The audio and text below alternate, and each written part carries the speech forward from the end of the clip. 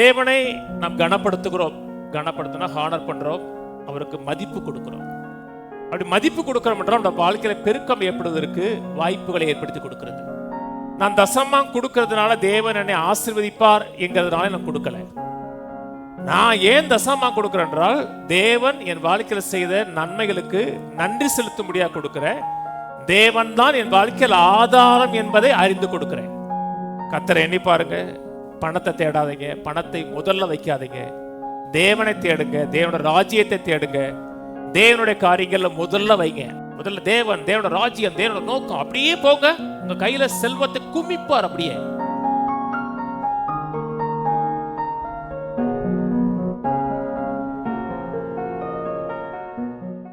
1 கொரிந்தியர் திருப்புவோம். 1 கொரிந்தியர் 3ஆம் அதிகாரம் 6வது வசனம் 7வது வசனம். நான் நட்டேன், அப்பொல்லோ நீர் பாய்ச்சினான், தேவனே விளைய செய்தார். அப்படி இருக்க நடுகிறவனாலும் ஒன்றுமில்லை, நீர் பாய்ச்சுகிறவனாலும் ஒன்றுமில்லை, விளைய செய்கிற தேவனாலே எல்லாமாகும். பெருக்கத்தின் தேவன் பேசி வருகிறோம். நம்முடைய தேவன் நம்முடைய வாழ்க்கையில எல்லா பகுதியிலையும் பெருக்கத்தை, விருத்தியை, விளைச்சலை ஏற்படுத்தி கொடுக்கிற தேவனாக இருக்கிறார். இங்கே சொல்லுகிறார், நான் நட்டேன், அப்பொல்லோ நீர் பாய்ச்சினான். நாம் நடவே இல்லை, நீர் பாய்ச்சவே இல்லை என்றால் தேவனோட வாழ்க்கையில் பெருக்கத்தை ஏற்படுத்தி கொடுப்பதற்கு எந்த விதமான வாய்ப்பும் இல்லாமல் போய்விடும்.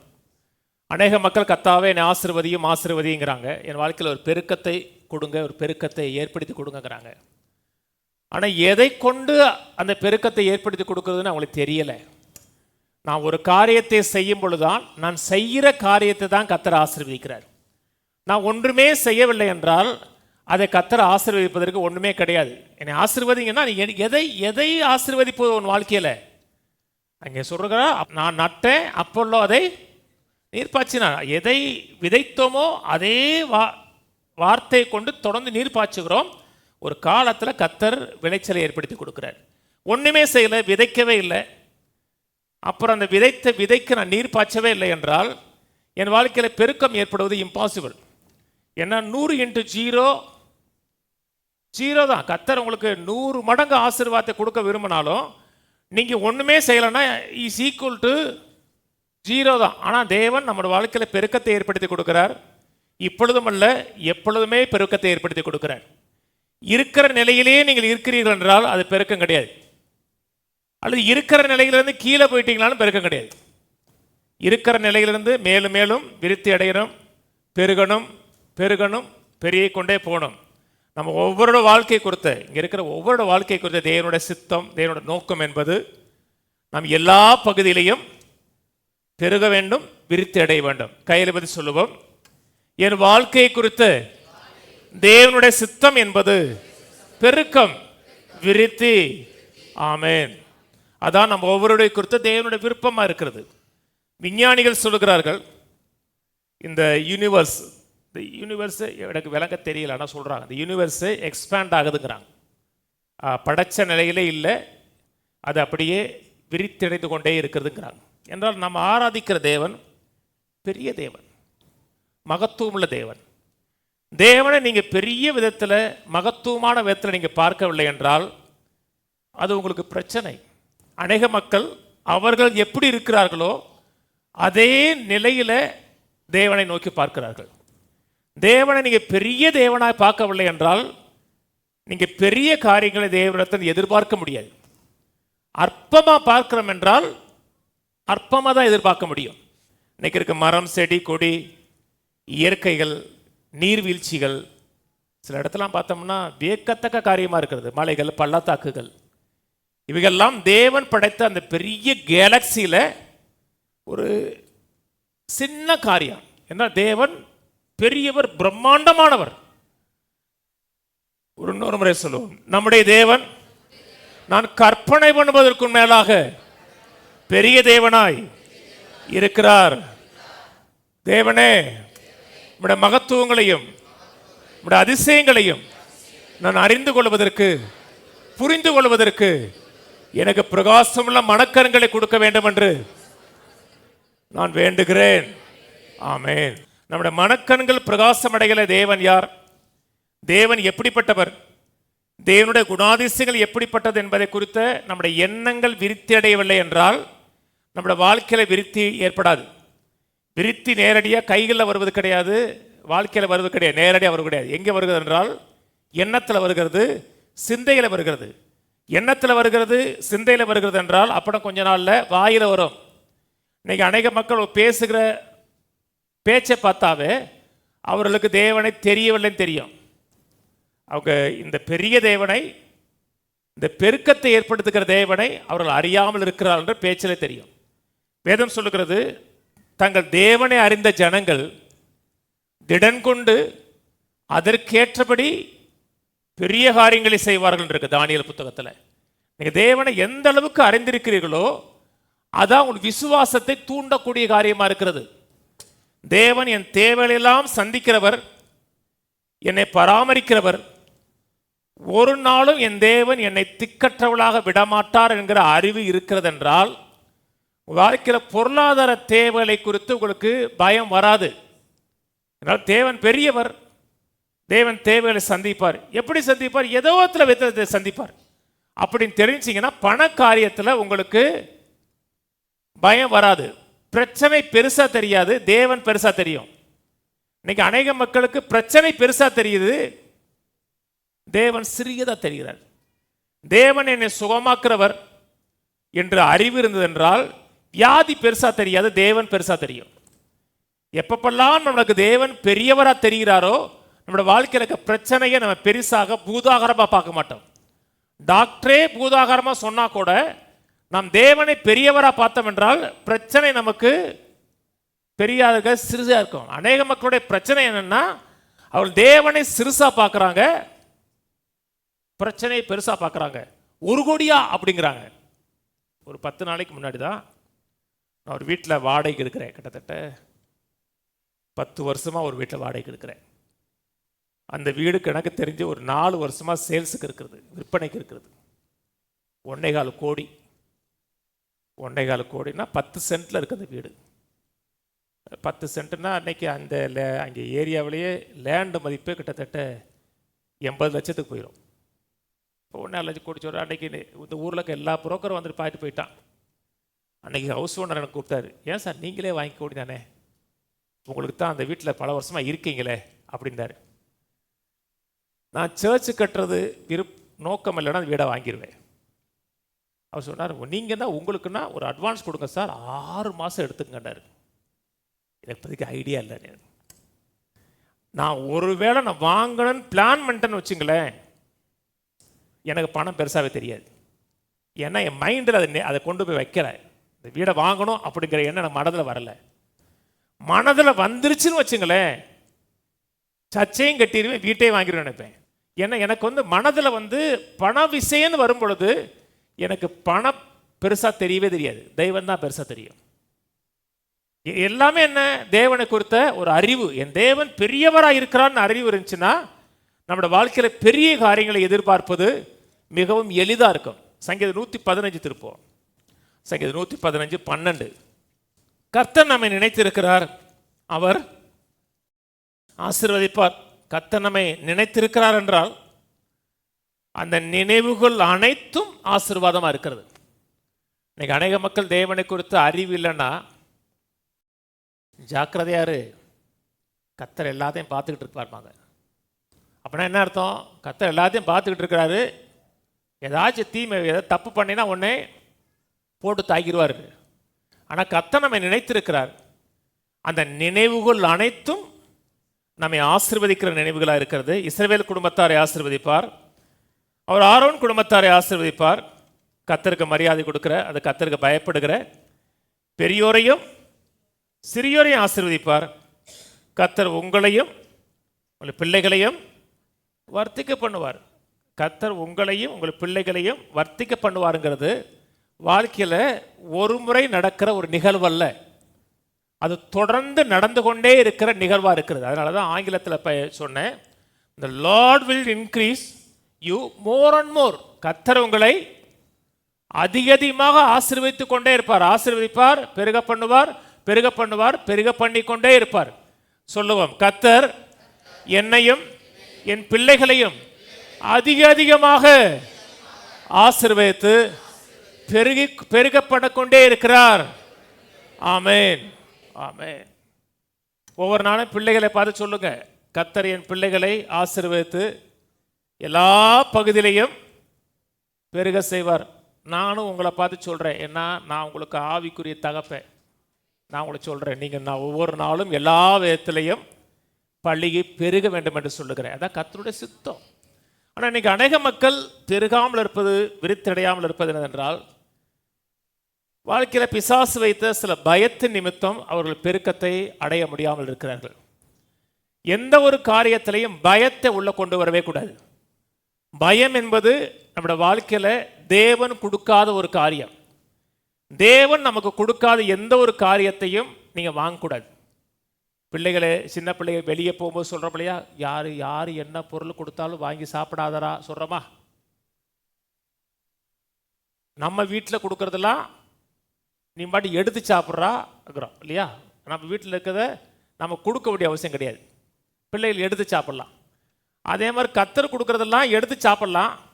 வெளியே போய் யார் என்ன கொடுத்தாலும் வாங்கி சாப்பிடாதீங்க.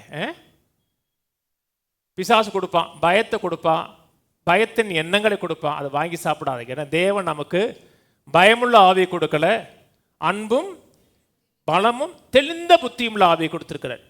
பயத்தை எந்த விதத்திலையும் உங்கள் மனதுக்குள்ள சிந்தைகளை கொண்டு போகக்கூடாது. சில மக்கள் இந்த பேய் படம்லாம் பார்க்குறாங்க, தெரியுமா? பார்க்கலையா? சில பார்க்குறாங்க ஹாரர் மூவிஸ், பார்த்துட்டு அப்புறம் எனக்கு பயமாக இருக்குங்கிறாங்க. இல்லை நான் ஒரு பொழுதுபோக்காக போனேன். இல்லை, நீங்கள் எதை ஃபீட் பண்ணுகிறீர்களோ அது உங்கள் வாழ்க்கையில் அதிகரித்து கொண்டே இருக்கும். எந்த காரியத்தை கொண்டு மனதை நீங்கள் ஃபீட் பண்ணுறீங்கன்னா அது குறித்த அறிவை புகுத்தி கொண்டே இருக்கிறீர்கள் என்றால் அது உங்களுக்கு வாழ்க்கையில் வளர்ந்து கொண்டே இருக்கும். ஒரு தேவை என்று வரும்பொழுது அங்கே விசுவாச தேவை என்று வரும்பொழுது அங்கே விசுவாசம் இருக்காது. ஏன்னா விசுவாசத்தை நம்ம ஃபீட் பண்ணலை, விசுவாசத்தை நம்ம போஷிக்கவில்லை. அந்த இடத்துல விசுவாசம் செயல்படுவதற்கு பலவீனமாக இருக்கும். நம்ம கேட்குற எந்த காரியமாக இருந்தாலும் சரி, கண்ணில் பார்க்கறது, காதுகளில் கேட்கறது, எந்த ஒரு செய்தியும் நமக்கு பயத்தை ஏற்படுத்தி கொடுக்கூடாது. ஒரு செய்தியை பார்க்குறீங்க, அது பயத்தை ஏற்படுத்தி கொடுக்குற காரியமாக இருக்குது என்றால் அதை உள்ள விட சிந்திக்கக்கூடாது. இப்போ பெட்ரோல் விலை 110, சமீபத்தில் போடலை, பெட்ரோல் போடலை. டீசல் விலை 100 ரூபா இல்லையா? இல்லை 100 ரூபாய் போச்சா?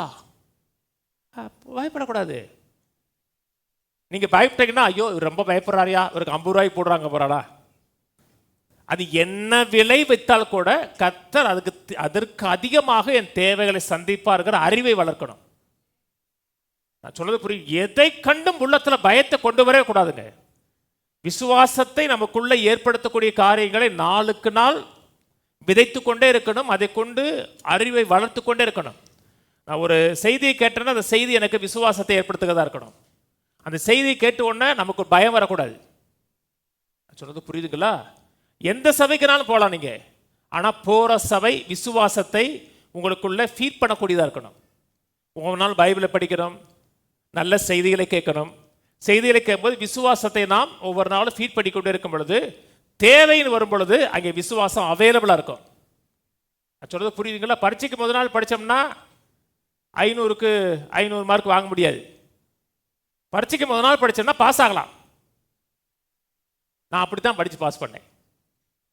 வருஷம் முழுக்க படிக்கிறது கிடையாது. முதல் நாள் 1 மணி வரை படிக்கிறது. அந்த வாசலில் கடைசி பெல் அடிப்பாங்க தெரியுமா, அது வரை வாசல் அப்படியே புத்தகத்தை படிக்கிறது. ஏன்னா முதல் நாள் படிக்கல, அப்படி படித்தோம்னா பாஸ் ஆகலாம். ஆனால் நீங்கள் சிறந்த விதத்தில் விளங்க முடியாது. அதனால் தேவை வரும் பொழுது மட்டும் இல்லை, தேவை இல்லாத பொழுது கூட நீங்கள் விசுவாசத்தை உங்களுக்குள்ளே புகுத்தி கொண்டே இருக்கணும். புகுத்தி கொண்டே இருந்தீங்கன்னா தேவைன்னு வரும் பொழுது நீங்கள் எடுப்பதற்கு ஒன்று இருக்கும். சரிதானே? ஆகவே பெருக்கத்தை குறித்து பார்க்கும் பொழுது முதல் வாரம் 2வது வாரம் பார்க்குறோம். முதல் வாரம் பார்க்கும் பொழுது நம்ம வாழ்க்கையில் பெருக்கம் ஏற்படாமல் இருப்பதற்கு சில எதிரிகள் இருக்குதுன்னு சொன்னேன். யாருக்கா? ஒரு எதிரியை போன வாரம் பார்த்தோம். பெருக்கம் ஏற்படாமல் முதல் எதிரி தேவனை கனப்படுத்தாமல் இருப்பது. நம்மளோட வாழ்க்கையில் பெருக்கம் ஏற்படுவதற்கு அது ஒரு விரோதியாக, எதிரியாக இருக்கிறது. தேவனை நாம் கனப்படுத்துகிறோம். கனப்படுத்தினா ஹானர் பண்ணுறோம், அவருக்கு மதிப்பு கொடுக்குறோம். அப்படி மதிப்பு கொடுக்குறோம் என்றால் நம்ம வாழ்க்கையில் பெருக்கம் ஏற்படுவதற்கு வாய்ப்புகளை ஏற்படுத்தி கொடுக்கிறது. தேவன் மதிக்கிறதை, தேவன் கனப்படுத்துகிறதை நீங்கள் கனப்படுத்துகிறீர்கள், மதிக்கிறீர்கள் என்றால் வாழ்க்கையில் மேன்மையும் உயர்வும் பெருக்கம் உண்டாகும். அநேக மக்களுடைய மனதில் கேள்வி இருக்கிறது, ஏன் தசம பாகம் கொடுக்கணும்? தசம பாகம் கொடுக்கணுமா? நான் தசம பாகம் கொடுக்கறது நியாயப்பிரமாணத்தை கை கொள்ளுகிறதுனால கொடுக்கல. கவனிங்க, நான் தசமம் கொடுக்கறதுனால தேவன் என்னை ஆசீர்வதிப்பார் என்கிறதுனால நான் கொடுக்கல. நான் ஏன் தசமம் கொடுக்கிறேன் என்றால் தேவன் என் வாழ்க்கையில் செய்த நன்மைகளுக்கு நன்றி செலுத்தும்படியாக கொடுக்கிறேன். தேவன் தான் என் வாழ்க்கையில் ஆதாரம் என்பதை அறிந்து கொடுக்கிறேன். நான் சொன்னது புரியுதுங்களா? ஆண்டவர் சொன்னார், என்னை கனப்படுத்துகிறவனை நான் கனப்படுத்துவேன். வேதம் சொல்லுது, பொருளாலும் எல்லா விளைவின் முதற்பனாலும் கர்த்தரை கனப்படுத்து. தேவனை நாம் கனப்படுத்துகிறோம், தேவனை மதிக்கிறோம் என்றால் தேவன் நம்மை கனப்படுத்துவதற்கு, மதிப்பதற்கு வாய்ப்புகள் உண்டாகிறது. போன வாரம் பார்த்தோம், அந்த மரியாள் அந்த பரிமள தைலம், களங்கமில்லாத பரிமள தைலத்தை உடைச்சு ஊத்துறா. வேதம் சொல்லுகிறது விலையேறப்பட்ட தைலம் சொல்லுது. இந்த வார்த்தையை நீ கவனிச்சு பார்க்கணும். யூதாசா சொல்றான் 300 வெள்ளிக்காசுக்கு போகணும், யூதாசா சொல்றான். ஆனா வேதம் சொல்லும் பொழுது 300 வெள்ளிக்காசுன்னு சொல்லலை, விலையேறப்பட்டதுன்னு இருக்கு. விலையேறப்பட்டதுன்னா ஒருத்தர் சொல்றாரு, அது எப்படி என்னால் புரிஞ்சுக்கொள்ள முடியல, 30 லட்சம் போகுங்கிறாரு ஒருத்தர். அது எப்படி, எது நடிப்பில் கால்குலேட் பண்ணாங்கிறாரு, $3000 மதிப்புங்கிறார். $3000 மதிப்புனா கிட்டத்தட்ட 30 லட்சம் போங்கிறார். அதை பற்றி எதுவுமே யோசிக்கலை. ஆண்டவரை பார்த்தா ஆண்டவர் அதை அந்த பெர்ஃப்யூமை உடைச்சு தலையை ஊற்றிட்டார். 30 லட்சமாக இருந்தான்னா 60 லட்சமாக இருந்தாலும் ஊற்றிட்டார். ஏன்னா அவளுடைய பார்வையில் அவர் மதிக்கிறா, மரியாதை கொடுக்கிறா, கனப்படுத்துகிறார். யூதாஸ் என்ன சொல்றான் என்றால், இது வீண், வேஸ்ட்டுங்கிறான். சொல்ல போறீங்களா? தேவனுக்கு கொடுக்கிறதை வீண், வேஸ்ட்டுங்கிறான். இன்னைக்கு உலகம் முழுவதும் அநேக மக்களுடைய, சபைக்கு போற மக்களுடைய மனநிலை அந்த நிலையில் தான் இருக்கிறது. கர்த்தர் சொல்லல இதை விற்று ஏழையில் கொடுக்கலாமே என்று ஆண்டவர் சொல்லல, அது சொன்னது யூதாஸ் காரியத்து. அநேக மக்கள் கர்த்தர் சொன்னார் நினைக்கிறார். கர்த்தர் அந்த நேரத்தில், ஏமா ஏன் இப்படி வீண் செலவு பண்ற, இதை விற்று எத்தனை ஏழையில் கொடுத்துருக்கலாம் தெரியுமா அப்படி சொல்லலை. அந்த காசை கொண்டு எந்த ஏழையும் சாப்பிடலை, யாருக்கும் வீடு கட்டி கொடுக்கல, எந்த சர்ச்சு கட்டலை. 30 லட்சம் மதிப்புள்ள காசை அப்படியே உடைச்சு ஊத்திட்டார். யூதாஸ் விசனம் அடைந்து இது வீண் செலவுங்கிறார். ஆண்டவர் வீண் செலவுன்னு சொல்லல, நற்கிரியைங்கிறார். எண்ணிலவள் நற்கிரியை செய்கிற அவளை விட்டு விடு அப்படிங்கிறார். நான் சொல்றது புரியுதுங்களா? யூதாசியே அதை வீண் செலவுன்னு சொல்றான்னா, அவன் இயேசுவை கீழான விதத்தில் மதிக்கிறான், பணத்தை பெருசா மதிக்கிறான். மரியாளுக்கு பணம் பெருசா தெரியல, கர்த்தர் பெருசா தெரிகிறார். நீ எந்த விதத்தில் மதிக்கிறீர்கள் அந்த விதத்தில் தான் தேவனுடைய கனமும் மதிப்பும் மரியாதை வரும். கர்த்தர் நம்மை கனப்படுத்த விரும்புகிறாரு, மேன்மைப்படுத்த விரும்புகிறார். இந்த காரியத்தில் அவன மனம் புதிதாக வேண்டியது அவசியமா இருக்கிறது. ரெண்டாவது காரியம், முதல் காரியம் தேவனை கனப்படுத்துகிறது, ரெஸ்பெக்ட் பண்ணுவது, மதிப்பது. மக்கள் பெருக்கத்தை அனுபவிக்க முடியாமல் இருப்பதற்கு ரெண்டாவது தடையா இருக்கக்கூடியது, ரெண்டாவது எதிரியா இருக்கக்கூடிய இச்சை. கர்த்தர் நம்முடைய வாழ்க்கையில் ஒரு நாளும் எந்த தடைகளை வைப்பது கிடையாது. பிசாசு நம்முடைய வாழ்க்கையில் நிறைய தடைகளை வைக்கிறான். தடைகளை வைக்கிறான், எண்ணத்தில் சிந்தைகளை வைக்கிறான். கர்த்தர் தடைகளை வைப்பது கிடையாது. பிசாசு நம்மை குழப்புகிறான், தவறான பாதையில் நடத்தி தேவன் ஏற்படுத்துவதற்கு பெருக்கத்தை அடைய முடியாமல் பண்ணுகிறான். ஆனால் சத்தியத்தை அறிகிற அறிவு நமக்கு மிகவும் முக்கியம். கிணத்தையன் சொல்ற ஒரு முறை அவர் ஆவிக்குள்ளாக இருக்கிறார், தரிசனம் அடைந்து ஆண்டவரை அப்படி தரிசனத்தில் அப்படியே பார்த்துருக்கிறார். அப்போ ஆண்டவர் சொல்லியிருக்கிறாரு, என்னுடைய பரிசுத்த ஆவியானுடைய வழிநடத்தலின்படி நீ நடந்தீங்கன்னா நான் உன்னை பெரிய செல்வந்தனாக மாற்றுவேன் இருக்கிறார். இதை கேட்கும்போது அநேக மக்களுக்கு, அப்படி ஆண்டவர் சொல்லியிருப்பாரா? ஆண்டவர் அப்படி சொல்லியிருக்க மாட்டாரே, நீ பரிசுத்தமாக தான் நட, அப்படி தானே இதே மாதிரி தான் சொல்லியிருப்பாரு. என் ஆவியானுடைய வழிநடத்தலின்படி நீ நடந்தீங்கன்னா நான் உன்னை பணக்காரனாக்குவேன், செல்வந்தனாக்குவேன், கர்த்தர் சொல்லியிருக்க மாட்டாரே அப்படி நினைக்கலாம். நீங்க எந்த ஒரு காரியத்தை நீங்க கேட்டால் கூட இந்த வேத வசனத்தை கொண்டும் கவனிங்க, இந்த வேத வசனத்தை கொண்டும் ஆவியாளர் நமக்குள்ள கொடுக்கிற உள்ளான சாட்சியை கொண்டும் அதை நீங்க நிதானித்து பார்க்கணும். அவருக்கும் கஷ்டமா இருந்திருக்கு. இது அப்படி ஆவியானுடைய வழிநடத்தல்படி நம்ம போனோம்னா கர்த்தர் அப்படி நம்மளே செல்வந்தனா மாற்றுவார்னு எண்ணம் இருந்திருக்கு. அந்த எண்ணத்தை அறிந்து ஆண்டவர் திருப்பி சொல்லியிருக்கிறாரு, மகனே நீ செல்வந்தனா இருப்பதை குறித்து எனக்கு பிரச்சனை கிடையாது, நீ பண ஆசை உள்ளவனா இருக்கக்கூடாது, அதான் பிரச்சனை இருக்கிறாரு. நீ எவ்வளோ பெரிய செல்வந்தனா இருக்கலாம், நான் உன்னை செல்வந்தனாக்க விரும்புகிறேன், ஆனால் பணத்தின் மேலே இச்சை உள்ளவனான்னு இருக்கக்கூடாதுங்கிறார். கர்த்தரை பணக்காரனாக்க விரும்புகிறாரா? 5 பேருக்கு தான் இருக்கு. கர்த்தர் உங்களை செல்வந்தனாக மாற்ற விரும்புகிறாரா? விரும்புகிறார். விரும்புகிறார் மட்டுமல்ல, நீங்களும் நானும் செல்வந்தனா இருப்பது அவருக்கு அவசியம். சொல்றது புரியுதுங்களா? அவசியம். தேவனுடைய ராஜ்யத்தில் முழு கிறிஸ்தண்டத்தில் ஒரு சிறு கூட்ட மக்கள் தான் கர்த்தர் நம்மை செல்வந்தனாக்க விரும்புகிறார் என்று விசுவாசிக்கிற மக்கள் ஒரு சிறிய கூட்ட மக்கள் தான் இருக்கிறாங்க. எல்லாரும் அப்படி விசுவாசிப்பது கிடையாது. அவங்க ரட்சிக்கப்படணும், பரிசுத்தத்தை காத்துக்கொள்ளணும், பரலோகம் போயிடணும், அவ்வளவுதான். வேற ஒன்றும் அவங்க வாழ்க்கையில் பெரிய நோக்கம் கிடையாது. நம்ம ஆசீர்வதிக்கப்படணும், தேவைகள் அனைத்தும் சந்திக்கப்படணும். தேவைகள் அனைத்தும் சந்திக்கப்படும் கையில ஏராளம் தாராளம் இருக்கணும். சொல்றது புரியுதுங்களா? அதனால நம்மளோட வாழ்க்கையில நாம் செல்வந்தனாக ஐஸ்வர்யவனாக இருப்பது கர்த்தருக்கு அவசியம். கர்த்தருடைய நோக்கங்கள் திட்டங்கள் நிறைவேறுவதற்கு உங்க கையில ஏராளமான பணம் இருக்கணும். சொன்னது புரியுதுங்களா? இந்த சிங்கப்பூர்ல பாஸ்டர் ஜோசப் பிரின்ஸ் ஒருத்தர் இருக்கிறார். அவர் சர்ச்சை ஒருத்தர் கட்டித்தாரன் இருக்கிறார். இந்த முழு சர்ச்சை ஒரு ஆள் கட்டித்தாரன் இருக்கிறார். அப்ப அவங்க சொல்லியிருக்காங்க, வேணாம், ஒருத்தர் கட்டி எல்லா கணமும் ஒருத்தருக்கு போக விரும்பல, இது எல்லாரும் இணைந்து செய்ய கொண்டிருக்காங்க. சொல்றது புரியுதுங்களா? அப்ப கையில ஏராளம் தாராளம் இருந்துச்சுன்னா 100 கோடி ப்ராஜெக்ட் இருந்தா கூட உங்களுக்கு பெருசா தெரியாது.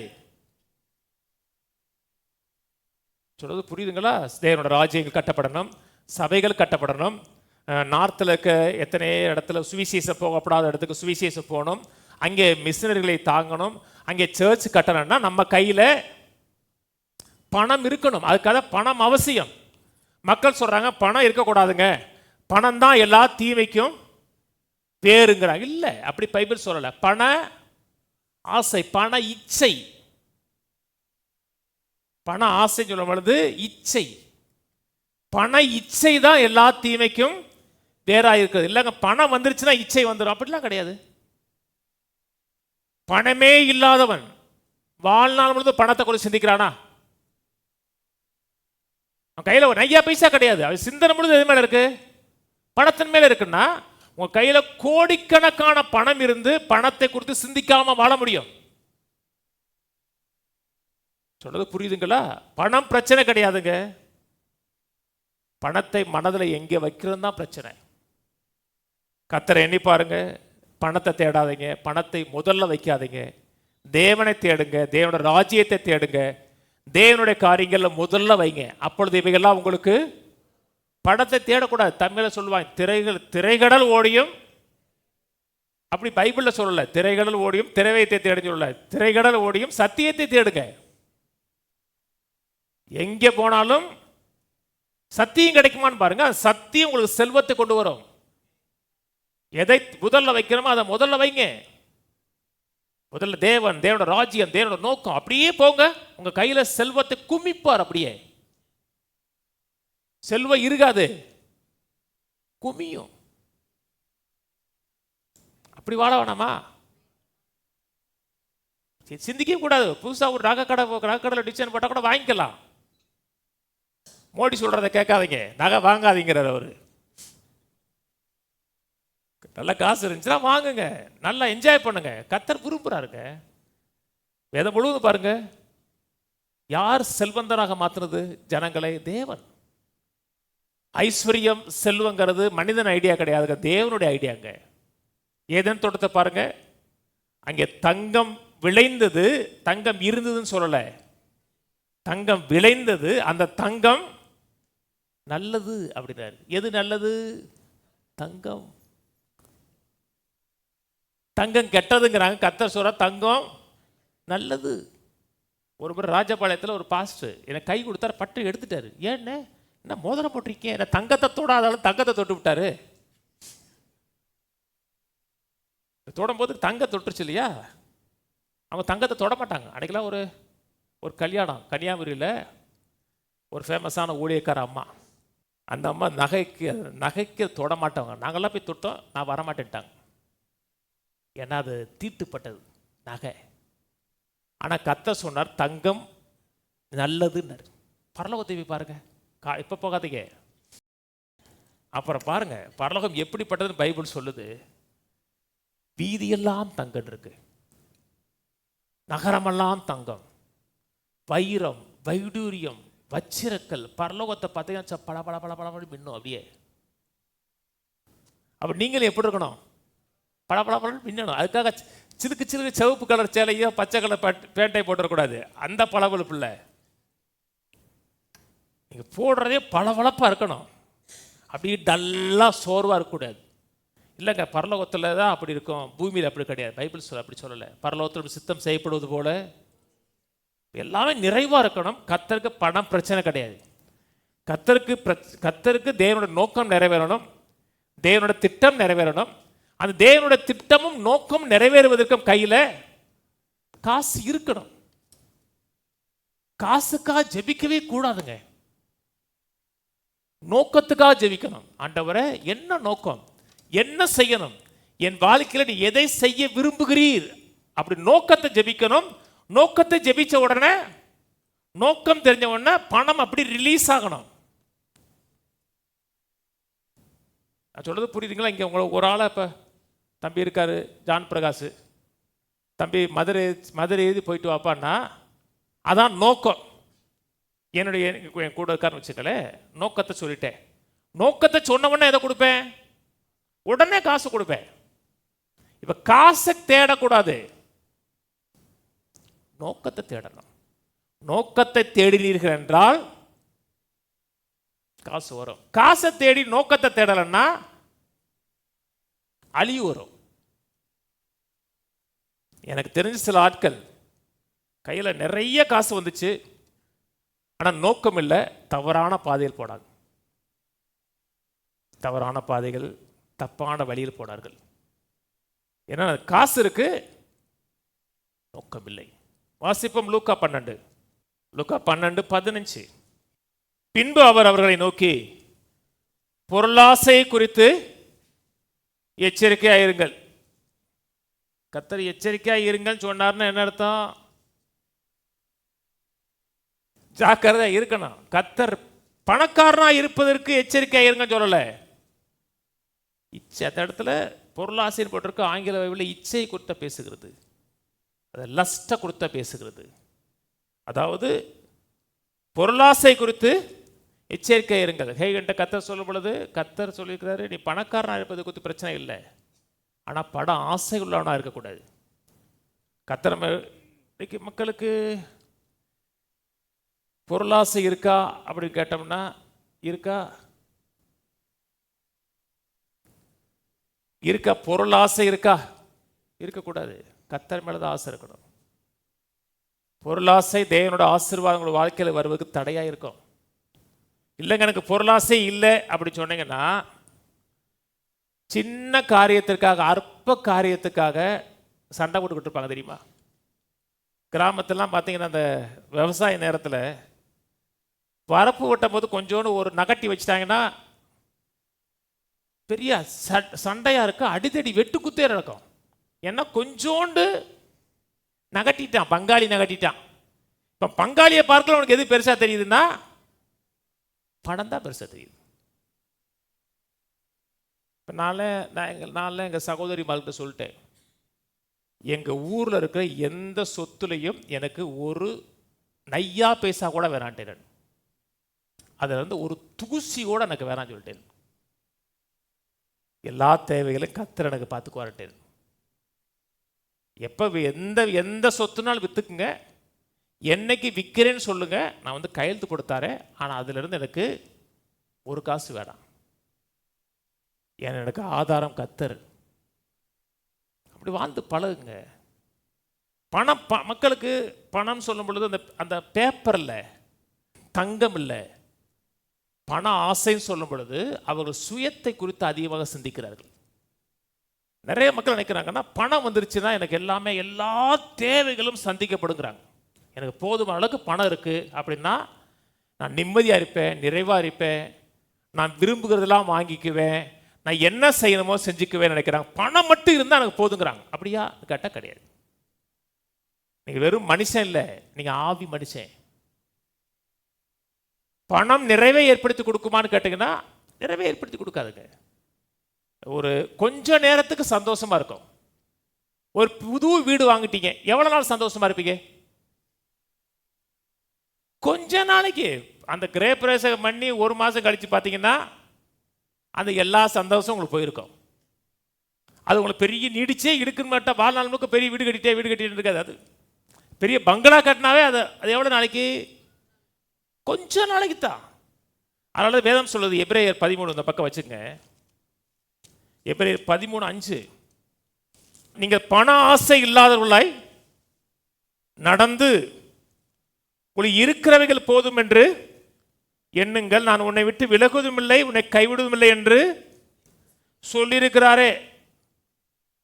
அதாவது பணமே வேண்டாம் சொல்லலை, பண ஆசை இச்சை உள்ளவர்களாக இருக்காதுங்கிறார். ஏன்னா பணம் நமக்கு நிறைவே ஏற்படுத்தி கொடுக்காதுங்க. ஏற்படுத்தி கொடுத்துருமா? கொடுக்காது. இன்னைக்கு பெரிய பணக்காரன் நிறைவாக வாழ்றான்னு கிடையாது. எது நிறைவே ஏற்படுத்தி கொடுக்கணும்னா தேவனுடைய உறவு, தேவனுடைய ஐக்கியம். அதான் சொல்றாரு, நீங்க பண ஆசை உள்ள இருக்காதீங்க, நான் உங்களை விட்டு, அவர் உங்கள் கூட இருக்கிறாருன்னா தேவைகளை சந்திப்பார்னு அர்த்தம். நான் சொல்றது புரியுதுங்களா? யாக்கோபிட்ட கர்த்தர் சொல்றான், நீ போகும் இடமெல்லாம் நான் உன்னோட இருந்து. அப்படின்னா என்ன அர்த்தம்? நீ போகும் இடமெல்லாம் உன் தேவைகளை நான் சந்திப்பேன். உனக்கு என்ன வேணும் ஏது வேணும் அதை நான் பார்த்துக்குவேன். மனதில் எண்ணத்தில் பணம் வரவே கூடாதுங்க. மனதில் எண்ணத்தில் கர்த்தர் இருக்கணுங்க. தேவனோட நல்ல உறவு இல்லை, நல்ல ஐக்கியம் இல்லைன்னா நீங்க பெரிய பங்களால இருந்தா கூட, பென்ஸ் கார் ஓட்டி போடா கூட உங்களுக்கு நிறைவு இருக்காது. பெரிய பங்களா அவசியமா? அவசியம் தான், கட்டாய அவசியம் தான். நிறைய வீடு அவசியம்தான், நல்ல கார் அவசியம்தான்.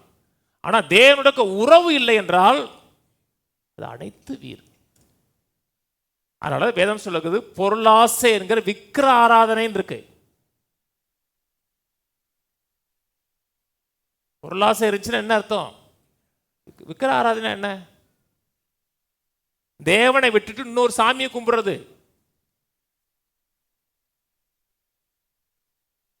பண ஆசைங்கிறது என்னன்னா, தேவன் உங்கள் சாமியா இல்லாமல் பணம் சாமியா மாறதுன்னு அர்த்தம். இச்சை இருக்கிறது, பண ஆசை இருக்கிறது என்றால் தேவனுடைய பெருக்கத்தை பார்க்க முடியாது. உலகத்தில் சில காசு சம்பாதிச்சிடலாம். பழைய ஏற்பாட்டு காலம் முழுவதும் இஸ்ரவேல் மக்களுக்கு மிகப்பெரிய பிரச்சனையா இருந்ததுனால் விக்கிர ஆராதனை தான். பெரிய பிரச்சனை என்ன? ஒரு நல்ல ஒரு ராஜா வர்றாருன்னா, ஒரு எழுப்புதல் வந்துச்சுன்னா அந்த விக்கிரகத்தெல்லாம் உடைச்சு போட்டுட்டு தோப்புகளெல்லாம் அழிச்சிட்டு தேவனிடத்தில் வருவாங்க. இன்னும் கொஞ்ச நாள் கழிச்சு பாருங்க, இன்னொரு ராஜா வருவான், திரும்பி தோப்புகளை உண்டாக்கினான், அவன் விக்கிரகங்களை ஏற்படுத்தினான் இருக்கும். திரும்பி என்ன ஒன்று பிரச்சனை வரும். இன்னைக்கும் மக்கள் கிறிஸ்தவ மக்களை சொல்றேன், நீங்க சிலை வச்சு கும்பிட்றது கிடையாது, பலி செலுத்துவது கிடையாது, அதெல்லாம் கிடையாது. ஆனா விக்கிர ஆராதனை இருக்கா அப்படின்னு கேட்டோம்னா இருக்கு. விக்கிர ஆராதனை சொல்லும், மாதா கும்பிட்றீங்க சிலை வச்சுக்க, அதை சொல்லவே இல்லை, அது நான் பேசவே இல்லை. சிலை வழிபாடு அது இருக்கவே கூடாது. எந்த சிலையும் எந்த உருவம் வீட்டில் இருக்கக்கூடாது. நிறைய மக்களுக்கு காலில் எந்திரிச்சோன்னா மனதில் வரக்கூடிய முதல் காரியம் பணம். ஃபர்ஸ்ட் தாட்டு மனதில் வரக்கூடியது பணம். ஒரு வாழ்க்கையில் முதல் எண்ணம் பணம் வருகிறது என்றால் விக்கிர ஆராதனை இருக்கு. அந்த எண்ணம் வர்றதுனால தான் மனுஷன் திருடுகிறான், பொய் சொல்றான், கொலையே செய்கிறான். ஏன்னா ஒரு மனிதனுடைய உயிரை பார்க்கலாம் பணம் அவனுக்கு பெருசா தெரியுது. பணம் பெருசா தெரியக்கூடாதுங்க, கர்த்தர் தாங்க பெருசா தெரியுது. கர்த்தரின் தேவைகளை அனைத்தும் சந்திப்பார். அப்படின்னா எதை குறித்து இச்சிக்க வேண்டிய அவசியமே கிடையாது.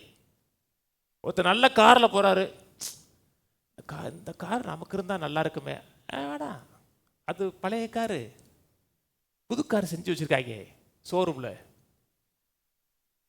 அப்டேட்டடாக காராக இருக்கும், அதை விசுவாசிங்க. யாத்திராந்த சொல்லுதலுங்க, என்னை அன்றி உனக்கு வேற சாமி இருக்கக்கூடாதுன்னு சொன்னாரா? அதான் முதல் கற்பனை. கடைசி கற்பனை என்ன? இச்சியாதே, அடுத்தவன் பொருளை இச்சியாதே. அடுத்தவன் பொருளை எதையும் வச்சு, நல்ல வீடு வச்சிருக்கான், நல்ல கார் வச்சிருக்கான், நிறைய காசு வச்சிருக்கான், அதை இச்சிக்காத. நான் சொல்றது புரியுதுங்களா? ஒரு முறை என் வீட்டுக்கு ஒரு பாஸ்டர் வந்திருந்தார், இதுக்கு ஒரு 5-6 வருஷத்துக்கு முன்னாடி. அப்போ ஒன்றும் கையில் நிறைய காசு இல்லை, நான் அப்போ ஸ்டேட் பேங்க்கில் தான் அக்கௌண்ட் இருக்குன்னு இருக்குது.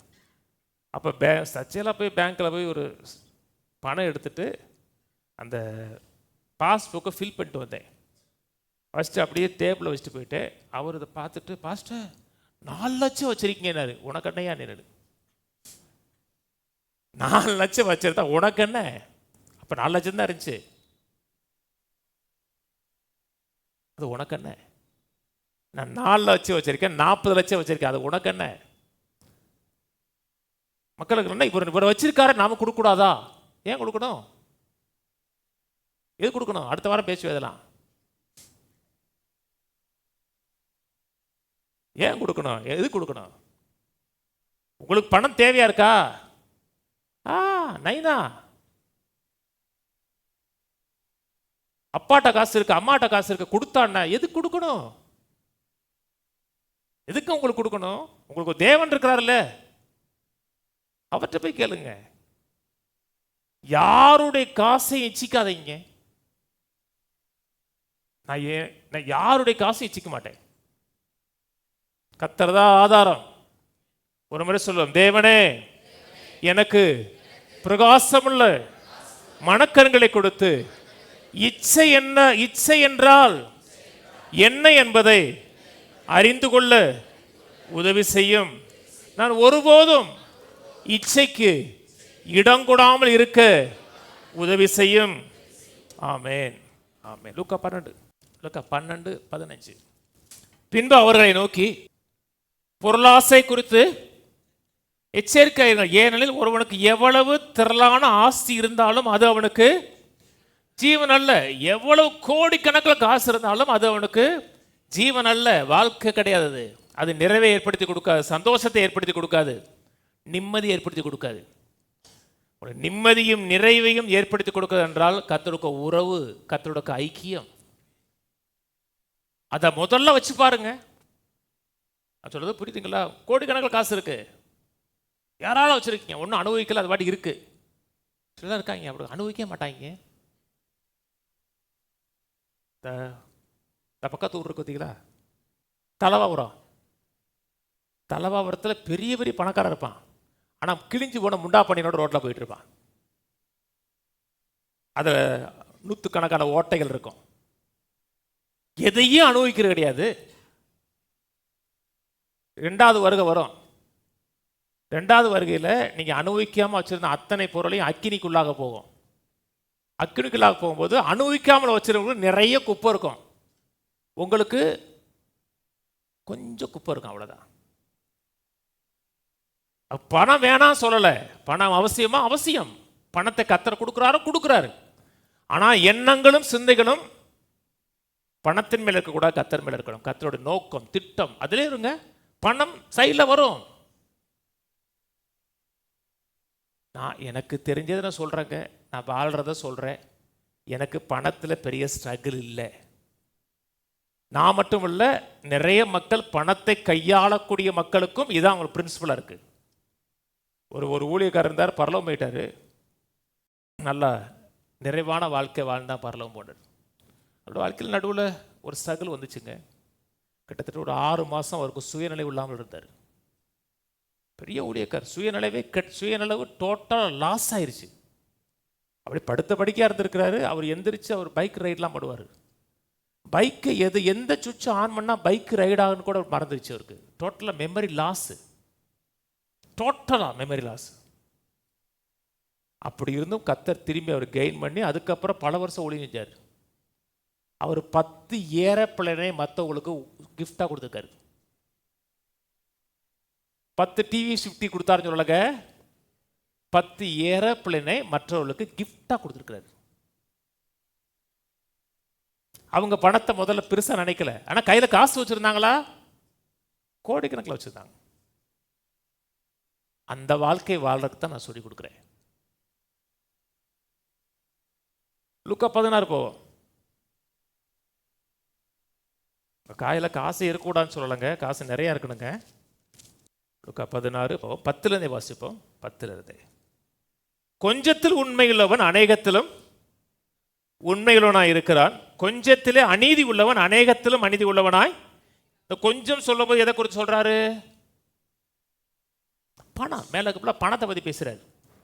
பணங்கிறது கொஞ்சம், அந்த அற்பமான காரியம். அற்பத்திலே உண்மை இல்லாதவன் பெரிதலே உண்மையா இருக்க மாட்டான். அப்புறம் சொல்றாரு, அநீதியான உலகப் பொருளை பற்றி நீங்கள் உண்மையாயிராவிட்டால் யார் உங்களை நம்பி உங்களிடத்தில் மெய்யான பொருளை கொடுங்க. நீங்கள் பண விஷயத்தில் நீங்கள் சரியா இல்லை அப்படின்னா உங்களுக்கு ரெவலேஷன் நாலேஜ் கிடைக்கவே கிடைக்காது. கர்த்தரை குறித்த புதிய அறிவு தாட் உங்களுக்கு கிடைக்கவே கிடைக்காது. பணாசை இல்லாமல் கர்த்தர் மேல இருங்க, கர்த்தர் ஒரு சிறு புது ஐடியா உங்களுக்கு ஏற்படுத்தி கொடுப்பார். அந்த ஐடியா பல செல்வத்தை உங்கள் கையில் ஒப்பு கொடுக்கும். ஒரு ஊழியத்தில் ஒருத்தர் அசிஸ்டன்ட் பாஸ்டா இருக்காரு வச்சுக்கலேன், அவருக்கு அதில் பணத்தில் உண்மையாக இல்லைன்னு வச்சுங்களேன், அவர் கையில் கர்த்தர் ஊழியத்தை கொடுக்க மாட்டார்.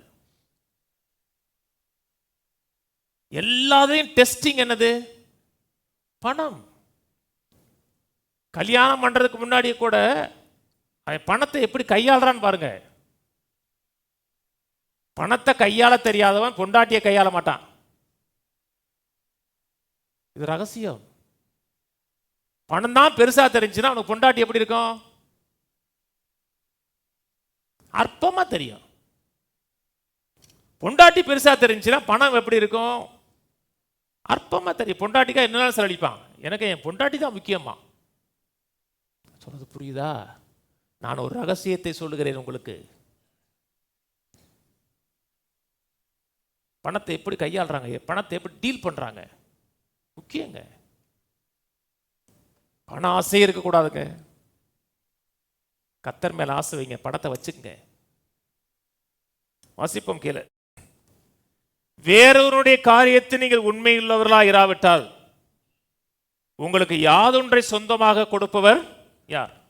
கர்த்தருடைய காரியத்திலே வேறொன்று சொல்லும்போது கர்த்தர் வர்றார். கர்த்தருடைய காரியத்தில் உண்மையா இல்லைன்னா உங்களுக்கு உங்களுக்கு யாதொன்றை சொந்தமாக கொடுப்பவர் யார்? 13ஆம் வசனம். எந்த ஊழியக்காரனும் 2 எஜமான்களுக்கு ஊழியம் செய்யக்கூடாது.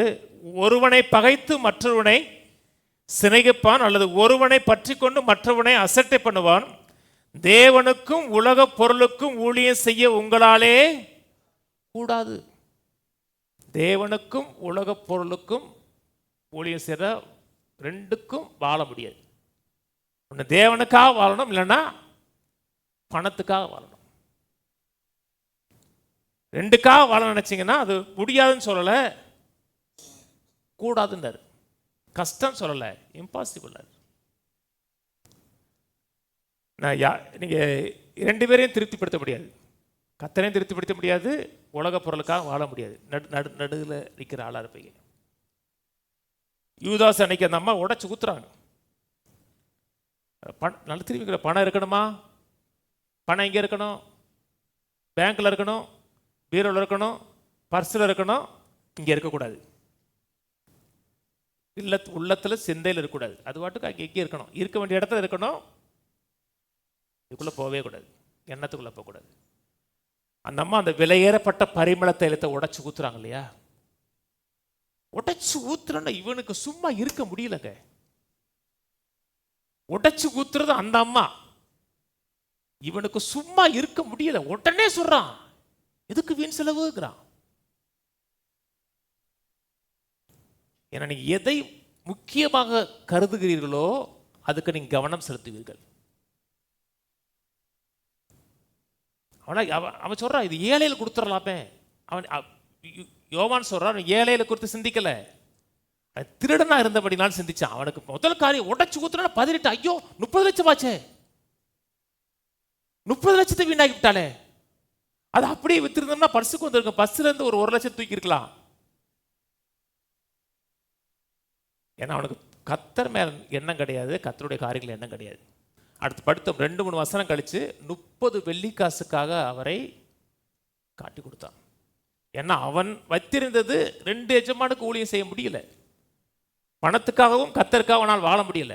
ஒரு தவறான தீர்மானம் எடுத்து கத்தர் வேணா பணத்தை எஜமானா மாத்திக்கிட்டான். முடிவு என்ன? மரணம்.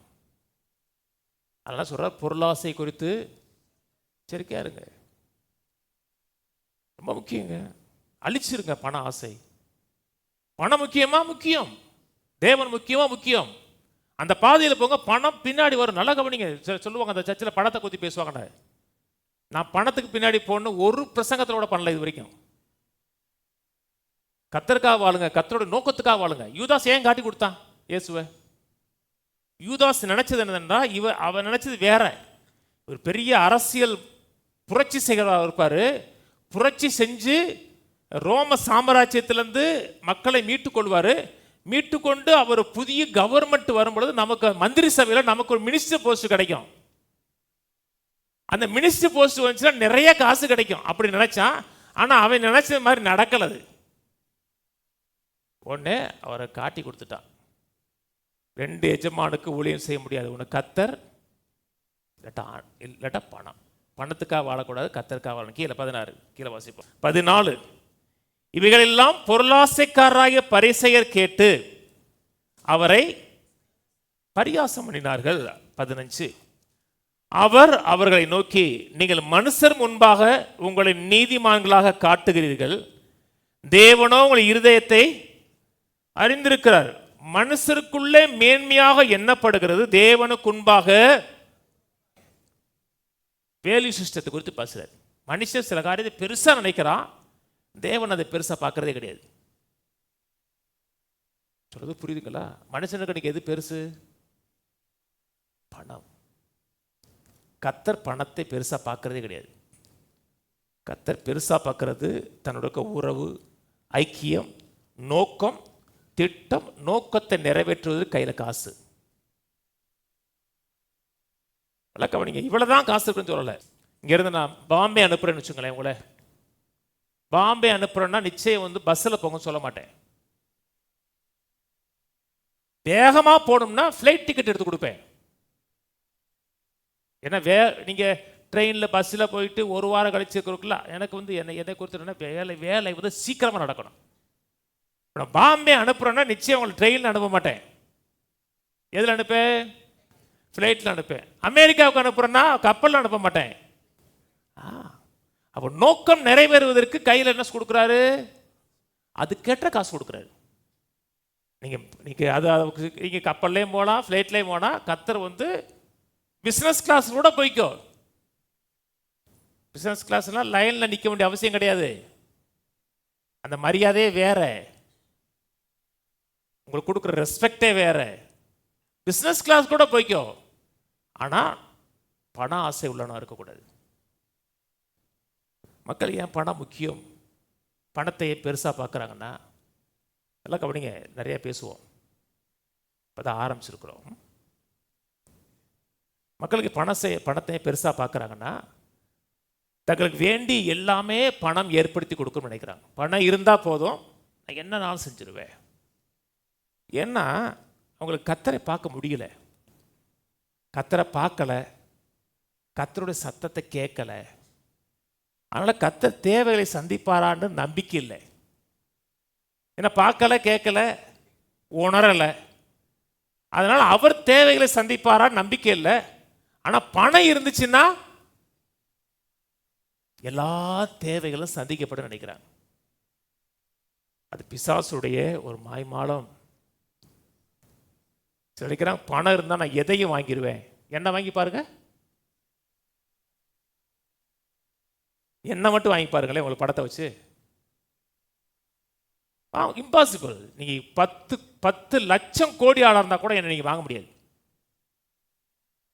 நான் மனுஷனை தான் மதிப்பேன். எனக்கு ஏழை ஒன்று தான், பணக்காரன் ஒன்று தான்.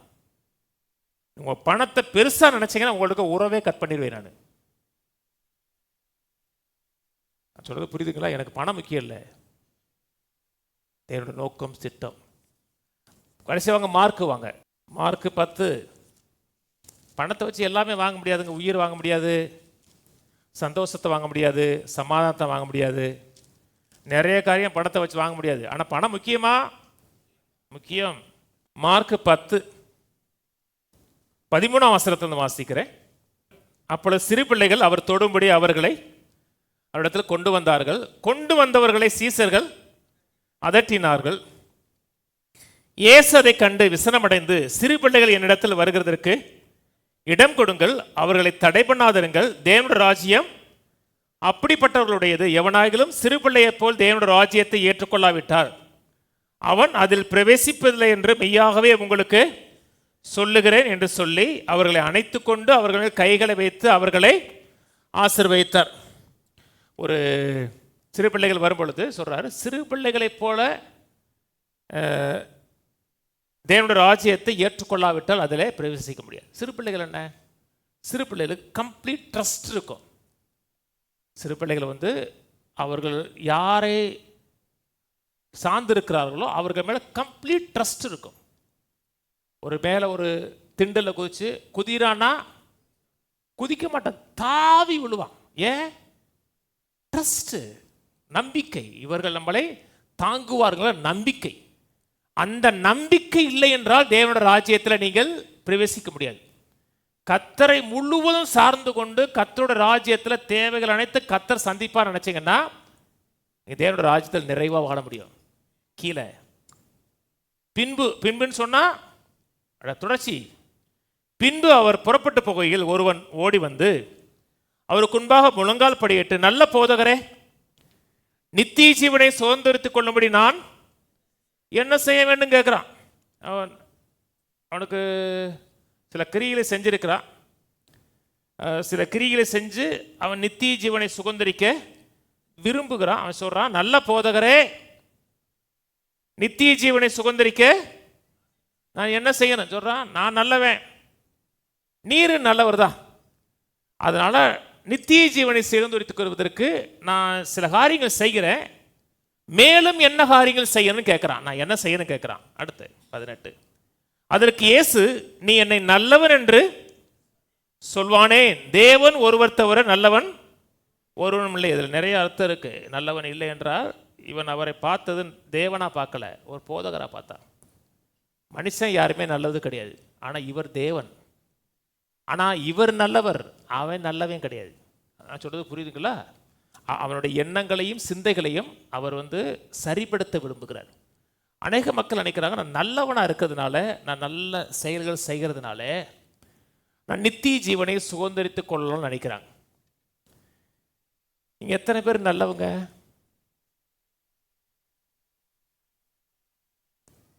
நீங்க நல்லவன் இல்லைன்னு என்னால் ப்ரூஃப் பண்ண முடியும். நீங்க யாரு நல்லவன் கை தூக்குனீங்களோ, யாரானா சரிதான், நீங்க நல்லவன் இல்லைன்னு என்னால் ப்ரூஃப் பண்ண முடியும். அதாவது கர்த்தர் இல்லாமல். சொல்றது புரியுதுங்களா? நீங்க யாரா இருந்தாலும் சரி, இன்க்ளூடிங் மீ. மனுஷன் எவனும் நல்லவன் கிடையாது.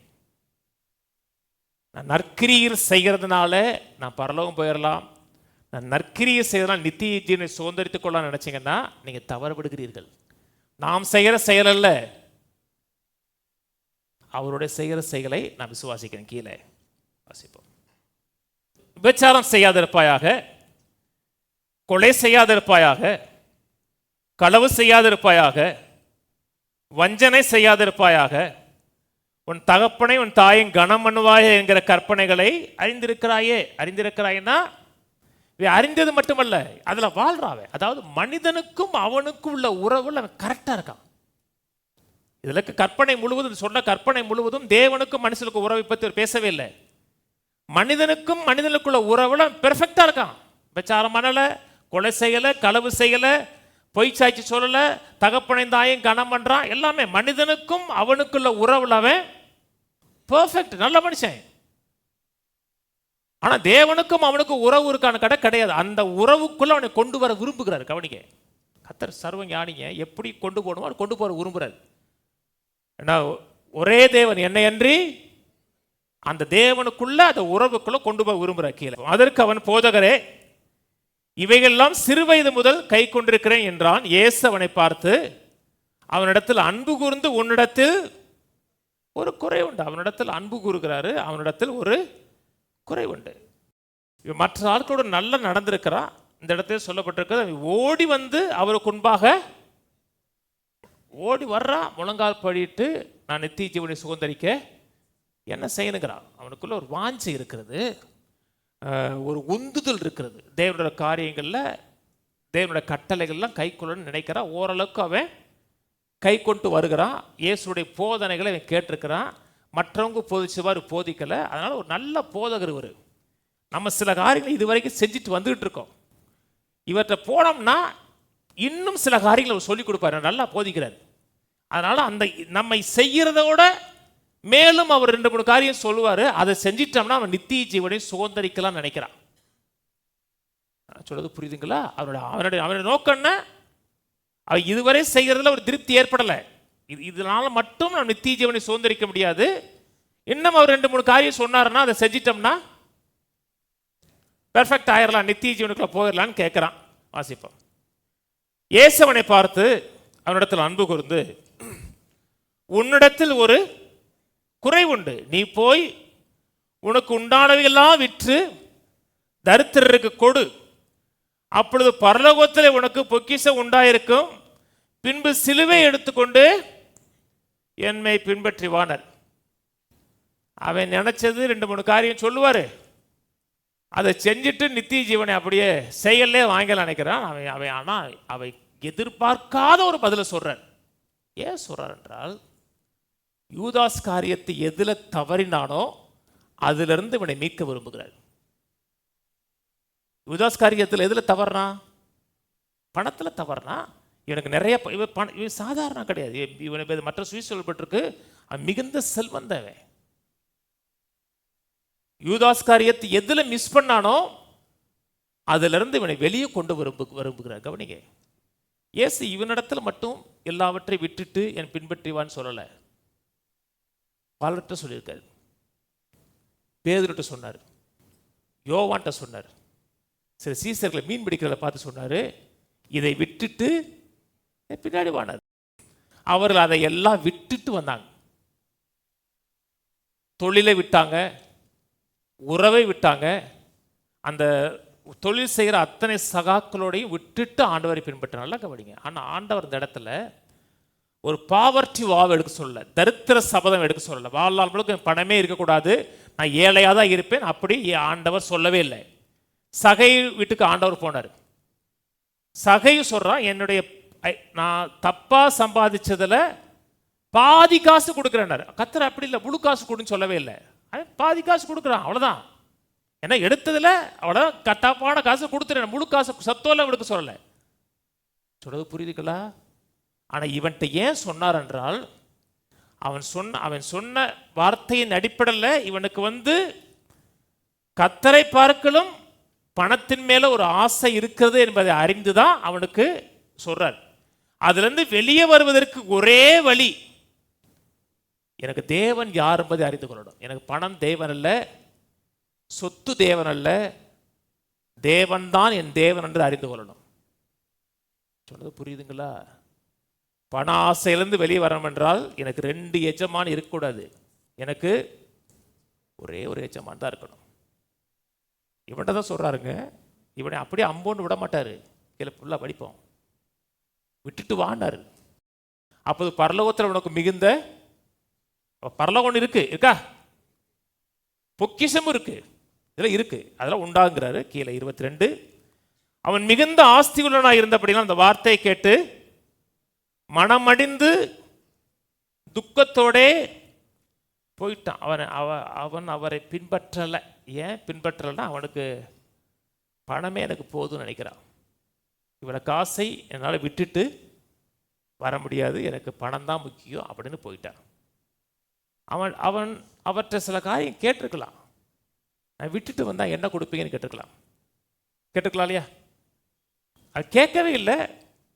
அவன் நினைச்சதுக்கு ஏற்ற ஒரு பதில் கிடைக்கல. அவன் அப்படி மனமடிவோடு போயிட்டான்னு சொல்லும் பொழுது அவர் கேட்ட அந்த பதில்னால மனமடிவோடு போயிட்டார் மட்டும் கிடையாது. நீங்கள் கர்த்தரை விட்டு விலகி போகும்போதெல்லாம் உங்களுக்கு மனதில் நிறைவு இருக்காது. கர்த்தரை விட்டு விலகிறீங்கனாவே உங்களுக்கு இருதயம் வேதனைப்படும். அதனுடைய விளைவு மனதில் இருக்கும். கொஞ்ச நாள் ஜெபம் பண்ணாதீங்க, கொஞ்ச நாள் தேவனோட ஐக்கியத்தில் விட்டுவாங்க. ஒரு மனது ஒரு மாதிரி டல்லாக இருக்கும் தெரியுமா? வாழ்க்கையை விரக்தி அடைஞ்சது மாதிரி இருக்கும். ஏன்னா மனதில் நிறைவில்லை, ஆவியில் ஒரு நிறைவில்லை, மனதில் ஒரு செல்வம் இல்லை, ஆவிக்குரிய செல்வம் இல்லை. கர்த்தர் ஒரு காரியத்தை கூட சொல்கிறாரு, செய்ய சொல்கிறாருன்றால் உங்களை அது எக்ஸைட்மெண்ட்டை ஏற்படுத்திக்கும், பரவசை ஏற்படுத்தி கொடுக்கும். ஏன்னா உங்களை அடுத்த நிலைக்கு கொண்டு போக விரும்புகிறான்னு அர்த்தம். இவனுக்குள்ள எக்ஸைட்மெண்ட் இருக்குது, ஒரு ஆவிக்குரிய வாழ்க்கை நினைக்கிறான். அதனால தான் அவரை நோக்கி ஓடி வர்றான்.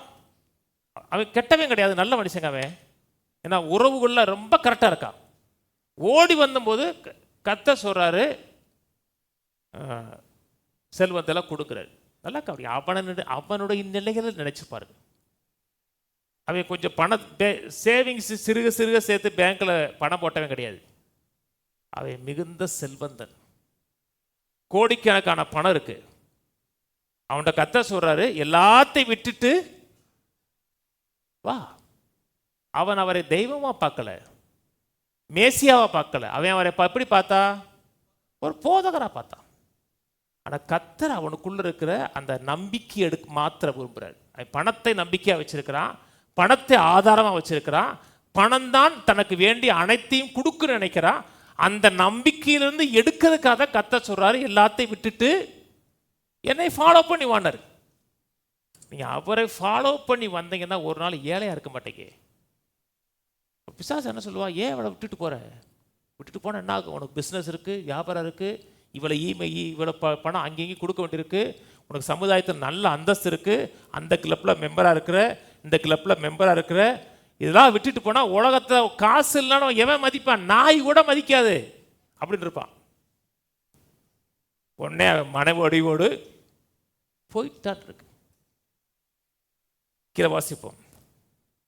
அப்பொழுது இயேசு சுற்றி பார்த்து தம்முடைய சீசரை நோக்கி, ஐஸ்வர்யம் உள்ளவர்கள் தேவனுடைய ராஜ்யத்தில் பிரவேசிப்பது எவ்வளவு அரிதாயிருக்கிறது என்றார். இதுக்கு வந்து முன்னாடி எதை பற்றி பேசுறாருன்னா, சிறு பிள்ளையை போல தேவனுடைய ராஜ்யத்துக்கு வரணுங்கிறார். அதுக்கப்புறம் தான் தொடர்ச்சி பேசுறாரு. ஐஸ்வர்யம் உள்ளவர்கள் தேவனுடைய ராஜ்யத்தில் பிரவேசிப்பது எவ்வளவு அரிதாயிருக்கிறது என்றார். சீசர்கள் அவருடைய வார்த்தையை கேட்டு ஆச்சரியப்பட்டார்கள். மத்தேயில் சொல்லப்பட்டிருக்கு, மிகவும் ஆச்சரியப்பட்டார்கள் இருக்கு. அப்படியே அதிர்ச்சி அடைஞ்சிட்டான். பணக்காரன் தேவனுடைய ராஜ்யத்தில் பிரவேசிப்பது கஷ்டம் சொன்ன உடனே ஸ்டன் ஆயிட்டான். அப்படியே என்னடா இப்படி ஒரு வார்த்தையா? ஏன் அதிர்ச்சி அடைஞ்சான்னா, அவனுக்கு தெரியும், எல்லாம் கேட்ட அத்தனை பேர் யூதர்கள். அவனுக்கு தெரியும், ஒரு மனிதன் மேல ஆசீர்வாதம் இருந்துச்சுன்னா பணம் இருக்கணும் நல்லா தெரியும். அது மட்டுமல்ல, ஆபிரகாமுடைய சந்ததி இவர்கள். ஆபிரகாமை ஹீரோவை பார்க்கிறவர்கள். ஆபிரகாம் பெரிய செல்வந்தன். ஆபிரகாம் தேவனுடைய ராஜ்யத்தில் இருக்கிறவன் அறிந்திருக்கிறவர்கள். ஆனா இவர் சொல்ற ஐஸ்வர்யவன் தேவனுடைய ராஜ்யத்தில் பிரவேசிப்பது கருதுனா கஷ்டங்கிறார். உடனே அதை அறிஞ்சுக்கிட்டு கர்த்தர் சொல்ற, பின்னும் அவர்களை நோக்கி, பிள்ளைகளே, ஐஸ்வர்யத்தின் மேல் நம்பிக்கையா இருக்கிற தேவனுடைய ராஜ்யத்தில் பிரவேசிப்பது எவ்வளவு அரிது.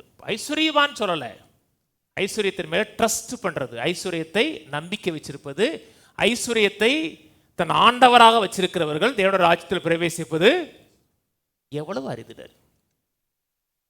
ஏன்னா அவங்க பணத்தை பிரதானமாக வைக்கிறாங்க, பணத்தை முக்கியமாக வைக்கிறாங்க, பணம் தான் தங்கள் வாழ்க்கையில் எல்லாம் நினைக்கிறாங்க. ஆனால் கர்த்தரை சார்ந்து கொள்றீங்கன்னா, கர்த்தர் ஒரே ஒரு காரியத்தை விட சொன்னார், நீங்கள் விடுவீங்க. ஏன்னா முன்னாடி சிறு பிள்ளைகள் போகிறதுக்கு, இப்போ ஒரு சிறு பிள்ளை ஒரு பொருளை வச்சு விளையாண்டுக்கிட்டு இருக்கு. அப்பா சொல்கிறார், அதை விட்டுட்டு வாப்பா, அப்பா இன்னொரு பொருளை வச்சிருக்கேன்னா இந்த பிள்ளை என்ன செய்யும்? அதை காட்டு நல்ல பொருள் அப்படின்னா என்ன செய்யும்? போ, நான் கொடுக்க மாட்டேன் அப்படின்னா பிள்ளையை வளர்க்க தெரியலன்னு அர்த்தம். சிறு வயதிலிருந்தே பிள்ளைகள் உங்களை நம்பி வாழும்படியாக கற்றுக் கொடுங்க, உங்களை சார்ந்து வாழும்படியாக கற்றுக் கொடுங்க. நீங்க சொல்லுகிறதை பிள்ளைகள் கேட்கக்கூடிய இதில் கற்றுக் கொடுங்க. உங்கள் பேச்சை பிள்ளைகள் கேட்கலன்னா கர்த்தருடைய பேச்சை பிள்ளைகள் கேட்காது. சொல்றது புரியுதுங்களா? பெற்றோர்கள் சொன்னார்னா பிள்ளைகள் கட்டாயம் ஒபே பண்ணி தான் ஆகணும். புரியுதா? அவங்க படிக்க தெரியல, அதை கரெக்டாக சொல்கிறாங்கன்னா ஒபே பண்ணணும். கர்த்தர் அந்த மனுஷனை விட்டுட்டு வான்னு சொன்னார்னா அவனுக்கு கற்பனை கெட்டாத ஒரு ஆசீர்வாதத்தை வச்சு தான் விட்டுட்டு வானாரு.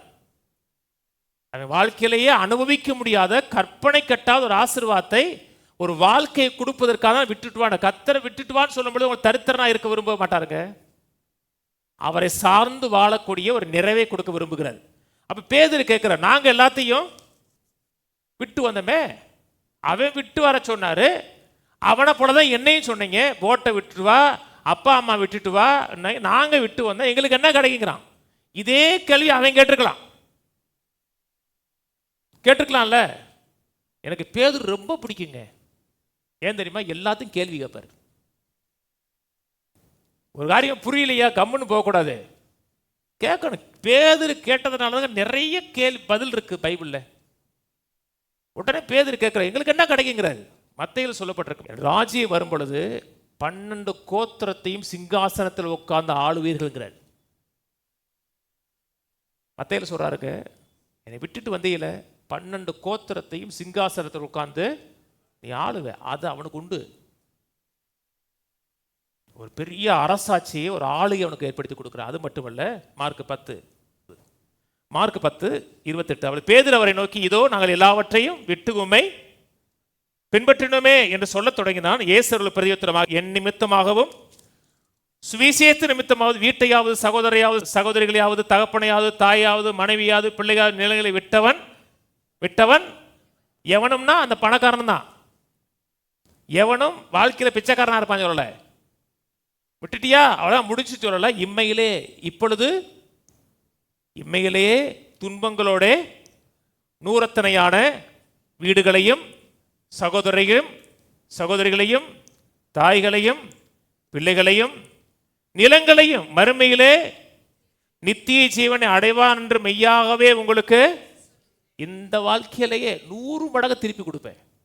நீ எதை விட்டையோ விட்டதை காட்டிலும் 100 மடங்கு திருப்பி கொடுப்பேன். கற்பனை கட்டாத ஒரு வாழ்க்கையை ஏற்படுத்தி கொடுப்பேன்.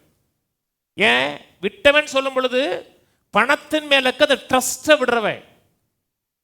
சொல்றது புரியுதுங்களா? பணம் தான் எனக்கு எல்லாம் உதவும், அந்த நம்பிக்கை விடுகிறவன். கர்த்தர் எனக்கு உதவுவார், கர்த்தர் தேவைகளை சந்திப்பார் நினைக்கிறவனுக்கு கற்பனை கெட்டாத வாழ்க்கையை ஏற்படுத்தி கொடுப்பார். கர்த்தர் ஒரு காரியத்தை மெய்யாவே சொன்னார் என்றால் கான்ஃபிடண்டா கொடுப்பார். அவனை ஏன் விட்டுட்டு ஒருத்தண்டா சொன்னாருங்க, விட்டுட்டு வேணும்னா விட்டுட்டு ஜீரோல இருந்து ஆரம்பி.